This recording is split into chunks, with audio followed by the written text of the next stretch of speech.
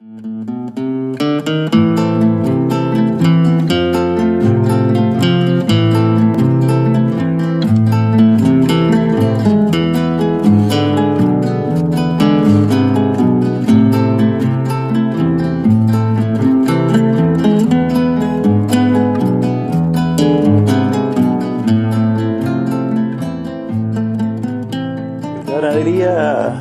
Asociación de Funcionarios tuvo dos etapas centrales. La primera de su fundación, que fue una de las tantas gremiales de funcionarios públicos que había en el Uruguay, con la particularidad que unía o afiliaba a todos los funcionarios del ministerio, cuando en otros ministerios estaban repartidos en sesiones. Es decir, que en un mismo ministerio había 7, 8 organizaciones, que no eran organizaciones, porque en aquella época lo que existía era una Asociación Nacional de Funcionarios Públicos, que las afiliaciones eran individuales. Eso, yo trabajé en el Banco República, en la parte de cereales, hasta el año 61, nos pasaron a todos al Ministerio de Ganadería. En la primera elección no participamos, en la segunda sí. Era una directiva, el presidente era un hombre del Partido Nacional, Merelo, el vicepresidente, hijo del general Larre Borges, el secretario Miguel Olascuaga, ballista de la 14, y en esa elección, que ahí la segunda se dio, nos presentamos, la ganamos. Era en renovación parcial, entramos 2 compañeros, Rubén Fernández Zamora y yo. La discusión fue sobre la Secretaría General. Ellos habían combinado, lógicamente. Seguían siendo 3 porque nosotros habíamos permitido que unos votos que no eran válidos que se validaran. Tenían 3 votos en 5, querían su secretario general. Pero cuando llegó el momento de votar, el presidente, Larre Borges fue el primero honesto que dijo, voto por los que ganaron las elecciones, que éramos nosotros. Doy todo este antecedente porque era común en las organizaciones funcionarios públicos que los dirigentes pertenecieran a los partidos tradicionales. Hubo una frase cuando nos propusimos formar COFE, que lo hicimos entre Alejandro Costanzo, de Telecomunicaciones, y nosotros, que tuvimos el acuerdo de ganadería, acuerdo unánime de la directiva, de trabajar en pro de la unión de las organizaciones, no de los funcionarios, de todas las organizaciones. Arismendi me dice, estás formando una organización para los ballistas, porque la inmensa mayoría de los gremios estaban dirigidos por los ballistas. Mi respuesta fue clarita. Esperar que empiece la lucha reivindicativa y después hablamos. Y efectivamente, primero, históricamente convocamos una consulta. Se habló con todos los gremios. Se hizo la consulta correspondiente, se discutió y se convoca el Congreso. El Congreso que hubieran decenas de sindicatos, y cientos de delegados de todo el país, donde se resuelve constituir COFE. Ya COFE rompía las normas constitucionales de ese momento, que prohibía la organización sindical de los funcionarios públicos. De hecho, nosotros formamos una organización sindical. La otra prohibición, que duró unos años más hasta que se formó la Constitución, era la prohibición del derecho de huelga. Es decir, que estaban prohibidas las huelgas. Paraba todo el movimiento obrero por la lucha reivindicativa, las centrales obreras, que estaba muy dividido, ahora hablamos de eso, pero los empleados públicos trabajaban, porque estaba prohibido y los descuentos eran serios. El movimiento obrero estaba muy dividido, 5 centrales, no voy a nombrarla porque es muy conocido, hasta que hay la primera medida de seguridad por una huelga de salud pública en el año 51, pero no hubo represión. me tocó hablar, que me designaran para probar. Y hablando cada vez iba más a fondo los ataques al gobierno, a ver qué grado era la represión. No hubo represión ninguna en Yacaré y Piedra, por lo tanto la información era, no hay represión. En 51 no hubo represión. Pero el año siguiente estalló un conflicto en ANCAC que se pliega en aparteros frigoríficos y en el 52 decretan medidas de seguridad. Eran compañeros anarquistas fundamentalmente, pero no habían consultado a los gremios. No había hecho, ni por la idea, ni por el objetivo, no habían hecho ninguna consulta. Por las de ellos creyeron que decretando la huelga se iba a hacer. La huelga fue un fracaso, paró poco tiempo ANCAP, el puerto muy poquito, la línea D, que era otra que se adhería, no pasó nada, pero fuimos presos los comunistas que estábamos en los distintos sindicatos, llenamos la cárcel central. Lo histórico que estando preso en la cárcel central, decretamos la huelga de hambre. Es decir, que le hicimos la huelga a la propia cárcel central y mandaron a gente a los respectivos lugares de donde eran originarios, de donde habían nacido, vivido, cosa que se hizo 3 años después, en el año 67. Pero ¿cuáles eran los problemas que tenía COFE como tal? Primero, los niveles salariales. Y antes había una unión en la época del presupuesto, se unían todos por esos meses del presupuesto, 2 meses, 3 meses. Eran organismos de coordinación, a veces con la enseñanza también, tuvieron distintos siglas, pero pasaba el presupuesto y se acabó. Nosotros de entrada, primero que tuvimos la orientación clara de que era una organización aliada de la clase obrera, organizada, que no íbamos a pretender un papel hegemónico de tipos que han leído los libros, ni nada por el estilo. Aceptábamos el papel de vanguardia de la clase obrera, pero no aceptábamos tampoco directivas ajenas. Así que el proceso de formación de COFE ayudó al proceso de formación de la CNT, porque además había un delegado nuestro en ese grupo que trabajaba por la unidad. Y bueno, y así llegamos al año primero 64, que creíamos que ya estaba en condiciones de formar la central. El último día de septiembre, el 1 de octubre, resolvimos por unanimidad no solo constituir la CNT, sino con un programa que había sido elaborado en el Congreso del Pueblo, que había sido un congreso de sindicatos, pero de los barrios. Era increíble. De los barrios venían las comisiones barriales. Del interior vinieron cantidad de localidades, las cooperativas. ¿Cuál fue siempre la lucha más difícil? El salario y la libertad sindical. Después conseguimos modificar la Constitución, los derechos sindicales.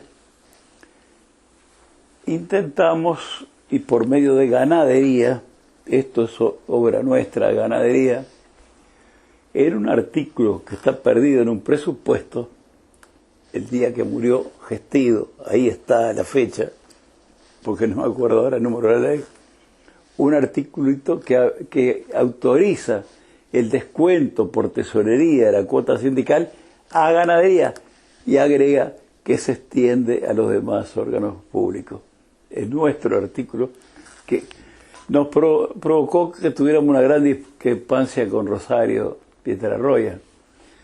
Rosario sostenía que eso iba a debilitar al movimiento obrero porque iba a quitar el trabajo del delegado mano a mano, cobrando la cotización, hablando con la gente, y se iba a transformar en una cosa burocrática, descontaba el sueldo y chao.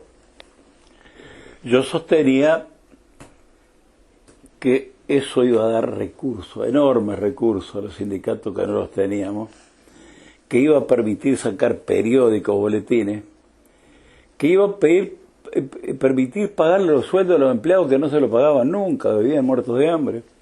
Y además, que los delegados dependían de la conciencia política que hubiera, del nivel político.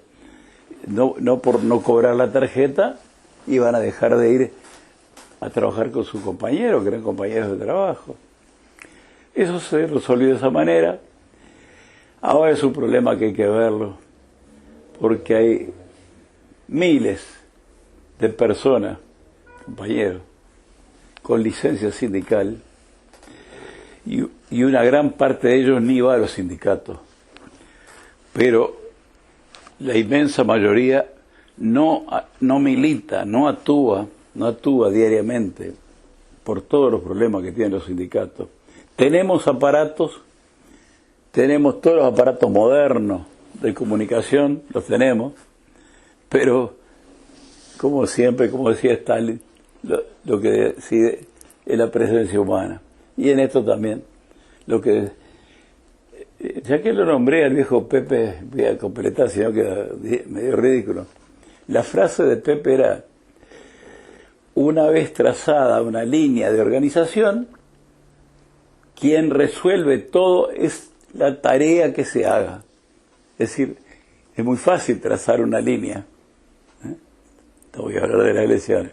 Es muy fácil trazar una línea, pero depende de lo que se trabaje por esa línea y el trabajo real que se produzca. La CLATE ha funcionado y sigue funcionando. Es la única organización profesional que funciona después de 50 años y funciona bien. Está en todos los países. Y hicimos congresos en todos lados. Y incluso hicimos uno en Madrid, bajo Franco. Aprovechamos que nos habían invitado a un congreso de los funcionarios públicos soviéticos, nos habían invitado a los Barrera a todos, y allá fuimos a Moscú, y en Moscú nos encajamos en una reunión de la CLATE, e hicimos en muchos lados, ¿no? Doy estos casos extremos. Y lo hicimos en Brasil, bajo la dictadura brasileña hicimos cantidad enorme de reuniones, hicimos mitines enormes, pero no teníamos la unidad del movimiento obrero brasileño. Discutimos con los compañeros brasileños, ya no como empleo público, como CNT, y no hubo acuerdo. Los compañeros preferían mantener las confederaciones profesionales que tenían y formaron un comando general. El Poder Ejecutivo había definido, dentro de las normas legales existentes, que por cada acción huelguística que se hiciera, cada paro, correspondía 3 días de descuento. Por cada día de paro, 3 días de descuento. Y nosotros habíamos empezado una lucha reclamando un adelanto de 6.000 pesos a los sueldos, que eran muy miserables. Entonces hacemos el primer día 3 días de descuento. Eso, en lugar de aplacar, indignó. Encajamos de inmediato el segundo día, de corrido. 6 días de descuento. 6 días, 9 días de descuento. Cuarto día. Y así llegamos a tener 45 días de descuento por sanciones. El gobierno, que eran los blancos, el gobierno estaba dispuesto a aplicar medidas de seguridad. Nosotros habíamos recibido muchas medidas de seguridad y habíamos sido muchas veces presos. Yo recuerdo el 5º Artillería, el olor a podrido de los cadáveres del cementerio. Bueno, vamos a dejar eso. Lo cierto es que en ganadería, que habíamos resuelto que todos los días parábamos, llegábamos al trabajo y de ahí salía una manifestación rumbo a la Casa de Gobierno, que estaba en la Plaza de Independencia. Pero nosotros éramos los que estábamos más cerca. Entonces todos los días arrancamos de la dirección de ganadería, sí, porque la Reborge era director de ganadería. Arrancamos embalados, enseguida subíamos a 18 y todos los días nos esperaban los bomberos atrás de Andes con las bombas y bueno, llegamos a los 45 días y había inminencia de medidas de seguridad. Me convocan al Ministerio del Interior. El ministro del Interior es Toracha Rosa. Asómbrense de las neuronas, compañero. Estoy al borde del norte y me las conservo. Estaba Toracha Rosa y el secretario de la CNT, en ese momento era Pastorino, para plantearnos, en nombre del gobierno, que daban por liquidado el tema con 2 días de descuento. Pero había esa misma hora una entrevista del Ministerio de Economía. El ministro de Economía era Ortiz. Ortiz fue un hombre muy inteligente, muy reaccionario, pero muy inteligente y muy de hecho. Fue el que deschavó la tramoya de Gabazo, los jefes de inteligencia, con el batidor de los Tupas, que estaba escribiendo un libro. Fue Ortiz que deschavó todo eso. Bueno, entonces me reclamaban que dijera que sí, que liquidamos la huelga. Y yo decía, no, denme tiempo. En un rato les contesto, pero los dos estaban nerviosos. La gente de gobierno que quería terminar los paros, si no encajaba la medida de seguridad. Pastorino, porque la medida de seguridad me perseguía muy en febrero. Me voy para el Ministerio de Economía, estaba terminando la entrevista, Olascuaga, que actuaba conmigo, discutiendo con Ortiz ya parado, con Ortiz directamente.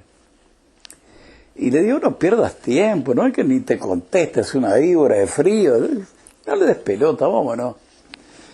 Y el tipo me mira y me hace así. Podemos entendernos. Era clarito que no, les cuento era un día. Podemos entendernos, ministro, podemos entendernos. A ver, redacte ahí. Y mandó a la secretaria y redactan un comunicado que decían, sí, nosotros damos por liquidado en el día de hoy todos los conflictos, levantamos todos los conflictos, volvemos al trabajo normal. En el día de hoy se le da un acuerdo, y quedará como descuento un día de sanción, no. Ese día va a ser descontado de la licencia anual reglamentaria. Ponga que va a ser descontado de la licencia anual reglamentaria como sanción. Agarra, firma, me da la lapicera, dice firme y vení. Digo, no firmo esto. ¿Cómo no firmo? Está la palabra sanción, no la aceptamos. Son cosas que me ha tocado vivir muchas de esas. Esto son algunos de los recuerdos de una época difícil, pero gloriosa, de nuestra asociación de funcionarios del Ministerio de Ganadería, Agricultura y Pesca, que lo habíamos logrado organizar todo el país, lo habíamos organizado, y las reuniones participaban, igual que ahora, delegados de todos lados, y la disciplina era excelente, pero ahora hay nuevas militantes varones y mujeres. Las mujeres además que valen más, como son más fieles y más firmes en la militancia. Es el momento de estudiar los temas reales que tenga el gremio para hacer un planteo al presupuesto. Va a llevar unos meses, hay tiempo de estudiar, hay que agarrar los números, acostumbrarse a manejar los números, y hay gente del ministerio que nos puede ayudar mucho, mucha gente, que nos puede ayudar, al gremio, pues, porque son gremialistas, y muchos de ellos están afiliados. Así que mi saludo a toda la barra nueva del Ministerio de Ganadería, y siempre será un recuerdo formidable que llevo en mi vida, esos 30 años ahí. En los 30 años yo incluyo, cuando dije una palabra, calladito el nene, los 8 años de la cana. Salud y un abrazo grande.